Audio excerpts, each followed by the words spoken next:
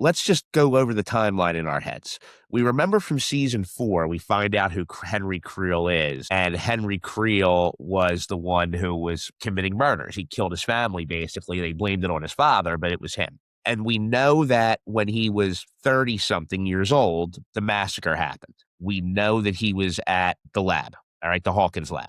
What happened between then? Like, I can't remember. What if we were lied to about the current timeline? Well, I don't know that we're lied to about the timeline, but we don't know, right? We see that whole incident happen in his house, and then we find out that it was all blamed on his father, right? But then we never see, like, what happens to him. Like, is he taking the child services? Does he go right to the lab from there? Is he still living in Hawkins, living an everyday life?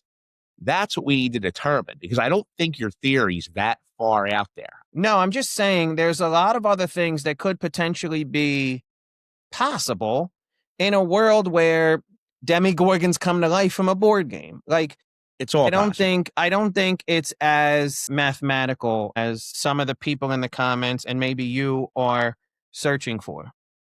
So here's the question, and does this maybe prove your theory?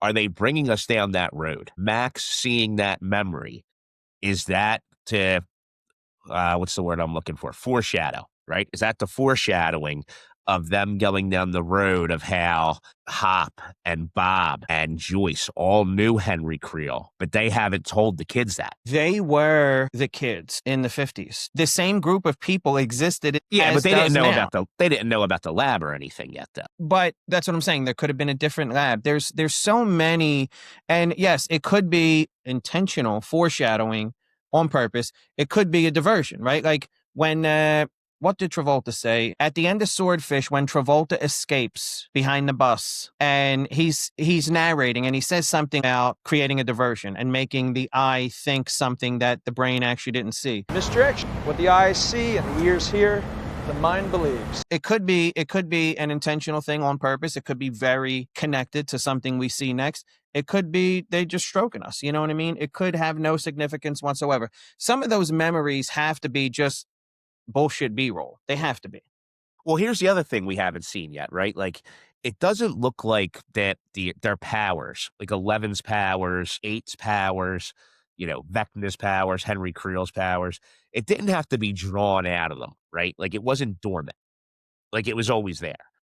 So that's my one question about Will possibly being his son as well, is why were his powers dormant for all this time? It was originally supposed to be like an 11 move, like that.